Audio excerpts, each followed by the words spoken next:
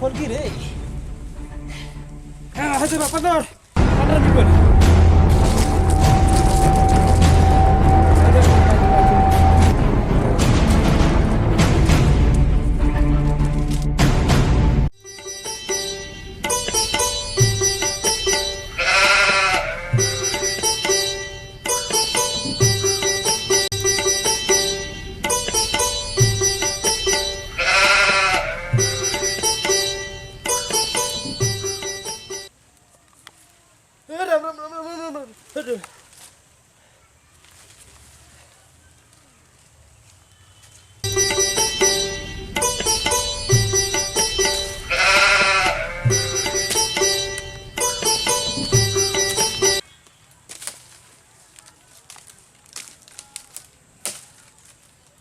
हरी हरे बारे चोरी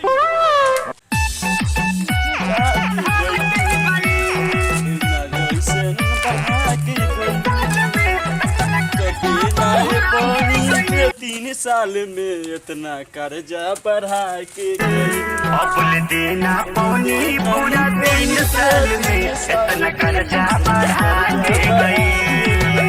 अब देना पानी पूरा 3 साल में इतना कर्जा इतना कर्जा बढ़ा के गई।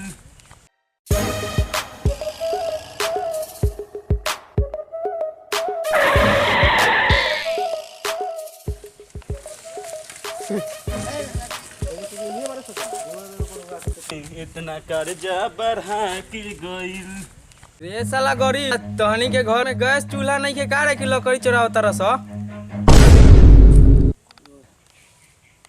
ए भाई नहीं आबो चोर के करे कहला तोरा मालूम बा गाछ के कर हो ना नहीं के मालूम एकरा कैसे मालूम बा कि हमके चोर होई स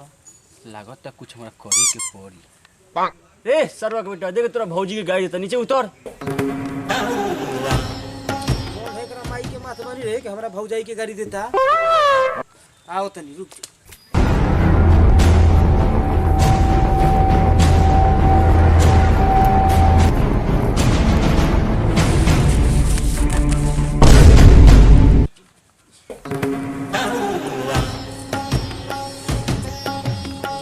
करे तोरा माई के माथ बनी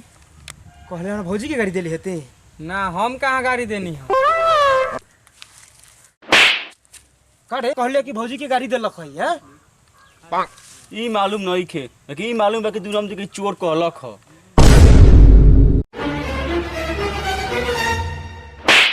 कारे सलाते हमनी के लकड़ी चोर बोलले ह ई जाना तेरे गाछ के कर ह ई ना के ई हमरा भाई के बाप के मेहरारू के ससुर के पोता के गाछ हो साफ साफ कह ना कि हमार हो Run. अरे साला तोरा की बुझाइल गाछ हमार हो हैं